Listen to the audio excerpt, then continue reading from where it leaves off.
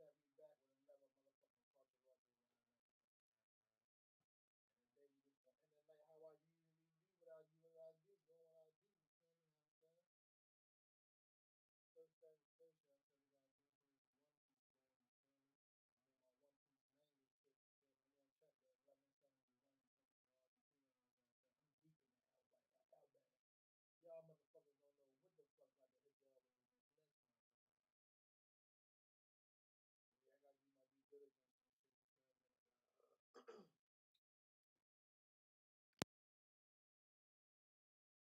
No AI can do incredible things, but this isn't. With Artlist's AI, a professional like you can be a full-blown production house with all the leading AI models in one place. Welcome, ladies and gentlemen. Howdy everybody, and welcome back into another One Piece video. Today, we're here to yap about chapter 1171's full spoilers. In case you have not checked out the full spoilers for yourself though yet, make sure to go down to the pinned comment. It'll be sourced out to the two people who provided the spoilers, and it'll also be typed out piece by piece so you guys can follow along down there. So, with that being said, time to rip off the band-aid. We got another reader request really like that as a cover page. Especially if you like mixing your shit. This really like that. La Gratana, nigga. I'll tap in. I'm trying to tell y'all. You don't need that much. You need a little smidge like that. Feel me? And you feel me? Then you mix it with your elixir. Just mix it with your elixir. You know what I'm saying?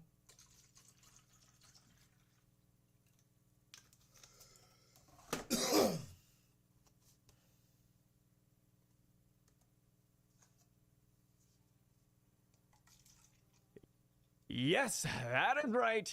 This week we're witnessing a cat putting cat ears on Zoro. That's cool. I do think these are kind of adorable, but at the same time, can you blame a brother for wanting something canon again? I cannot wait to see what the next canon cover page story is going to be, and it's only a matter of time until Oda actually brings it to us. It's about that time, brother. He takes about 10 to 20 chapters to just, you know, beat around the bush, have some fun with these reader requests, but it is around the corner, so be prepared for that. Any week now, we're going to start off with another canon storyline. So, on to the chapter now. We see that Gaban and Yarl are talking about Elbaf's devil fruit because they are impressed by its power. Yarl said he's never really heard much about the power, but he's thankful that Loki is here because without Loki's power, they wouldn't have been able to stop King Harold. And he says, it sends a shiver down my spine to think what would happen if Loki wasn't here. Shanks then has a little flashback. He recalls a moment between Harold and his father? Yes, that is right. Harold, up at Shangara, I believe, says, hey, Garling, the dawn of Elbaf will arrive once I join the ranks of you guys, the Knights of God.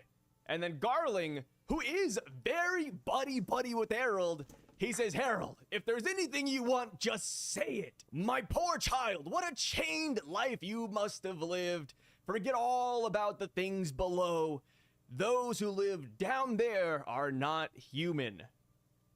I enjoy this. Okay, outside of me just being a Knight of God fan, I do like it when villain factions are tight-knit. It reminds me of like MHA with like the villain group. That shit weird, cause Garland not even really a human. Like, what the I can't wait till we figure out what this fucking deep abyss power is, yo. I can't stand, like, is it a spell book? Like, what is it? It can't be a devil fruit. What the fuck is this shit, yo? Cause they keep saying not human, so they must be human. So like the power they must be using some abnormal power. They couldn't have been born with that shit. I don't fucking know. Like, this shit crazy. And then, of course, we have CP9, who like they seem like assholes on the outside, but deep down, they really care about each other. Garling seems like that type of dude. Yes, he hates everybody. But if you are a Knight of God, you're his boy, man. So yeah, I really do enjoy seeing this side of Garling, even though it's for like a brief moment. And I'm not too sure why Shanks even recalls this moment specifically. Like, okay, Shanks, out of every flashback you could have had, you had that one. But after that flashback, Shanks does grab his arm because he still has the Mark of the Abyss at this point in time, and he's just angry at the Celestial Dragons, at Emu, and Gaban calms him down saying, hey, Shanks, eventually you will play a big role. Just wait a little bit, brother.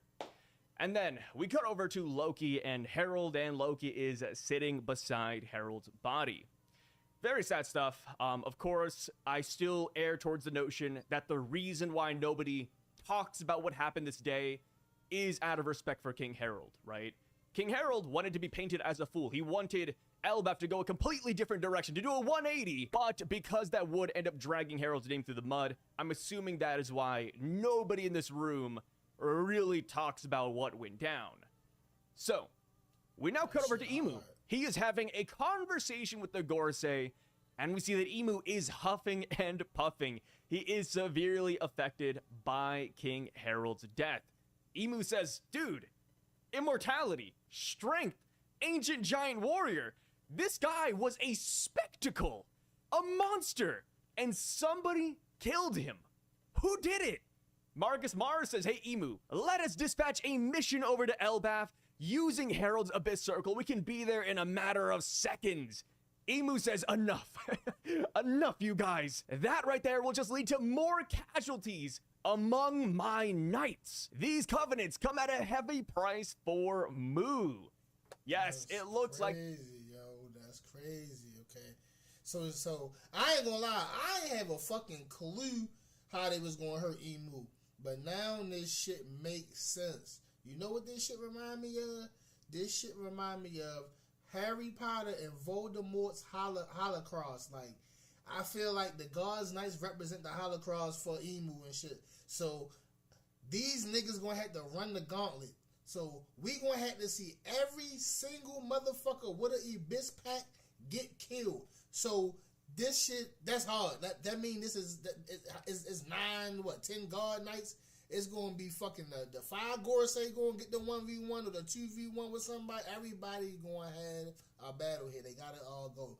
Niggas gotta run the gauntlet. Luffy and them gotta run the gauntlet if they wanna get the Emu. This shit is crazy. Run the fucking gauntlet. But yeah, it makes sense now. The Holy Knights like Holocross. Feel me? Same thing the motherfucker Demon King did in Demon Slayer. You feel me? It makes sense. Horcrux theory is slowly becoming true. In case you're not in the know, that was a theory a while back when we first met the Gorosei, where people are saying that Emu placed his soul onto multiple people, bestowing them powers. Yes, he's been bestowing them powers, but we didn't know how these powers' death affected Emu. And here we could see that when you do take down somebody with the Mark of the Abyss, with the Covenant, Emu is affected heavily. Short on cash? Need up to $35,000 fast? Apply in just 2 minutes. No hidden fees. That shit crazy to the avid. So we finally have our first real glimpse as to how to defeat the big bad villain of One Piece. And I'm just kind of wondering, but to what extent does this affect Emu? Like Shanks, for example. Shanks doesn't have a tier 2 mark. He only has tier 1. So when the Sea King ate Shanks' arm, was Emu also like huffing and puffing? Or no? Does this only work with tier 2 and tier 3, the Gorosei and the Knights of God? And then of course, another thing I'm currently wondering about is if you remove the mark from people, which we don't know how to yet, does that affect Emu too, or is that just like a net neutral? There's a lot of things about this, brother. But yes, we have finally found out the weakness of Emu. We just have to go around and kill every single Knight of God and Gorosei member to really bring them down to their knees, which I do think is really cool, right? It's the classic shonen thing where you go around, you beat all the subordinates, and then you fight the big bad villain. Like in Naruto, you fight everybody in the war, and then you fight Madara and Obito, right? It's like One Piece. You fight all the beast pirates, you fight Big Mom, and then you fight Kaido. That's just how these animes go, so I'm glad it's like an actual plot point now. We do have to beat like these guys to get to the throne room. So, we see that Emu talks a little bit more about King Harold. He says, man, those giants, they are warmongers at their core. Mindlessly taking them in will only destroy us from the inside. We finally found a king of Elbaf from the ancient race of giants who would agree to partake in the covenant. A man too good to be real. He is a man that is better off never being born for Elbaf's sake. But Mu supposes that history never lies. We, the world government and King Harold, Elbaf, were never meant to work hand in hand. Never forget that Elbaf is D. Ominous stuff, man. So of course, not surprising, but cause chat, don't forget, Emu got a big ass straw hat in the motherfucking cold chamber, yo. So Elbaf being a part of D makes sense. That straw hat belonged to somebody special. The Void Century, there was more than likely a D clan member from Elbaf.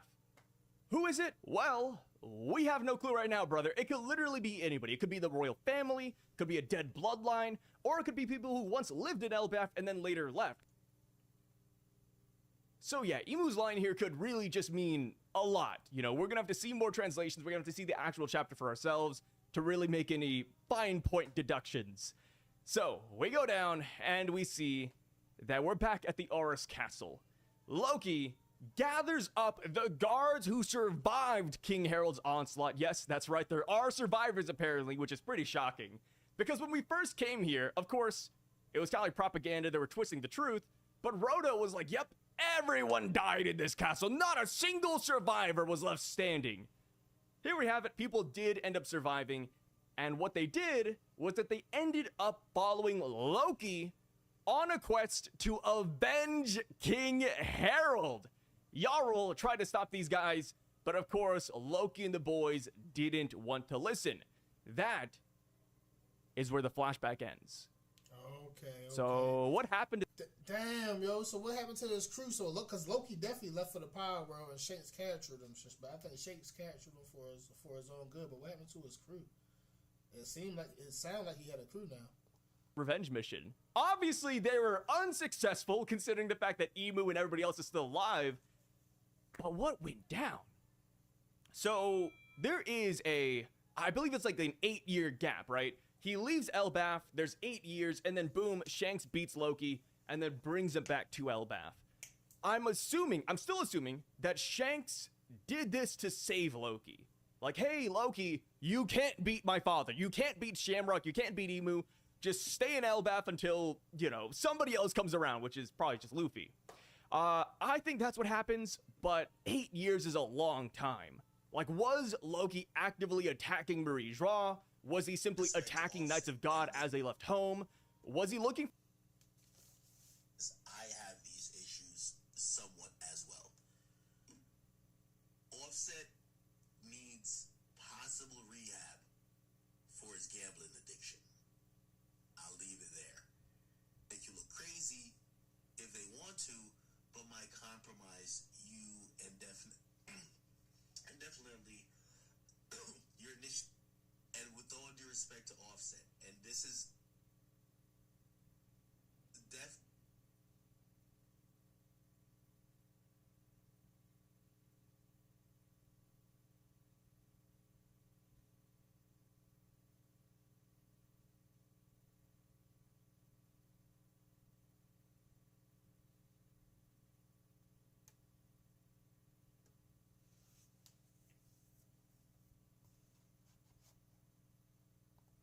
for Galley Raw, right? I just don't know what those 8 years really look like. And I kind of wish Oda showed it to us. I wish he showed us the Shanks versus Loki portion, but it seems like he's still holding those cards pretty damn close to his chest. And I do wonder if we'll actually see that eventually. I think we will.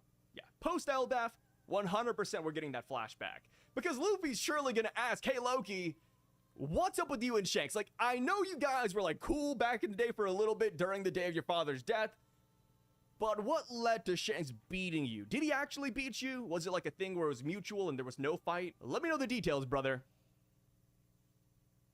Most AI plugins do all the work for you. This one works with you. Meet Co-Producer, a plugin that finds samples that fit your music.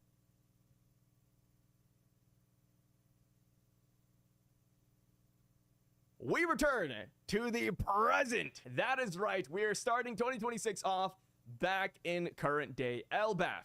We see that after hearing about what happened that day, Hiredin apologizes to Loki. He releases him from the cuffs, and he says, hey, even though I forgive you about our father's death, I still don't forgive you for the other things you've done, Loki. I can't go that far. Luffy, either way, is happy that Loki is finally released. And as they're all talking and yapping, we see that a Draugr, one of Killingham's nightmare monsters, falls from the Sun Realm. Kind of crazy that it survives, but then again, it's immortal. Loki tells everybody to just go on ahead because Loki can fly up there himself. And then we see Loki taking off his chains and he jumps towards the monster. We cut over to Gabon, who is now obviously on his way up alongside Chopper, and they run into Sanji. Sanji ends up carrying Gabon and Chopper, and Chopper's like, hey, Sanji, don't run too willy-nilly, you know, Gabon's wounds are gonna open back up. So this seems like Oda is trying to nerf Gabon a little bit, right? Because Gabon, man, he went out, he was about to beat Gunko, he whooped Saint Somers. Yeah, we have to incapacitate this guy for a little bit or else he'll solve too many of our problems. And I just love this matchup. Sanji and Gabon. Dude, Sanji is with his Roger Pirate Parallel, and I can only expect good things to come out of this. My nigga Sanji about to get that motherfucking power boost. Training arc next, finally. Feel me? None of that weirdo Ivankov shit. Hell, maybe Sanji gets some brand new named attacks. I think that's like wishing on a star, but who knows? And of course, Sanji, we saw that he asked Gabon if he had Conqueror's Haki. They had a conversation off screen. We didn't see what they talked about. So it's like, okay, maybe we'll finally tackle that. When we get Sanji fighting Saint Somers or fighting Killingham or whoever he fights, we will hear what went down, and maybe Scopper Gabon can coach Sanji if he has or doesn't have it. I think that would be freaking awesome. And just imagine what a fight would be like if Sanji does fight Saint Somers. Scopper knows that guy through and through, right? Hell, even during the Elbaf flashback, Scopper was like, oh, Saint Somers, huh? That takes me back. Bro, they fought multiple times. Like, imagine we get the Sanji-Somers matchup, and Scopper's like, hey, Sanji, Saint Somers has a really bad left arm. Hey, Sanji. So his attack, it takes a while to wind up. Make sure to hit him right there. Like, I don't know, dude. I think that'd just be a lot of fun. But gushing aside, we go back to Loki, and he charges towards the Draugr to attack it. Luffy is still by his side. Loki's like, wait, what the hell are you doing here? Luffy says, I just want to see you fight, brother. Loki says, fine then. Let's show him what you've got, Ragnar. Ragnar ends up growling, and then we see that Loki destroys the Draugr with a single blow. An attack called Niflheim, which means origin world. And of course, if you partake in Norse mythology, that is like the cold realm of Norse mythology. So it makes sense why this freezes the Draugr. And that is where the chapter ends off. So now comes the $1 million question. The freezing. Is it from Loki or is it from Ragnar? Based on the way the dialogue goes, I do think this is a Ragnar ability. Because he says, hey, let's show him what you've got, Ragnar. And then boom, freeze. I think Ragnar can do it. I have no idea what the hell Ragnar actually is. We talked about a mythical squirrel, a regular squirrel, hammer that ate a fruit. Right. There's a lot of things going on with this. I mean, hell, even in the Ratatoskr lore, it doesn't have ice abilities. But here we have it. We got the One Piece twist of it. And now I'm just wondering about the lightning. Is the lightning actually from Loki? Or is that a Ragnar ability? Like, it's so hard. It seemed like we got like some type of elemental control here, chat. I'm going with elemental control, like an elemental dragon or some shit. That's what Loki is. He can control different type of elements, like on some like storm shit or some shit. That's what I'm getting at. It's gonna be some type of storm power, like Storm the Mutant. Hard to tell. Like, okay, is this Loki's fruit or the squirrel's fruit? It is a mystery, brother. And then even with the flying, right? Loki said he could fly to catch up to everybody in the Sun Realm. Cool. Does he have wings? Is he a dragon? Or is he simply going to fly with Ragnar? Because, of course, we know that Oda likes to take inspiration from a lot of movies and universes. But in the MCU, Thor does fly with his hammer.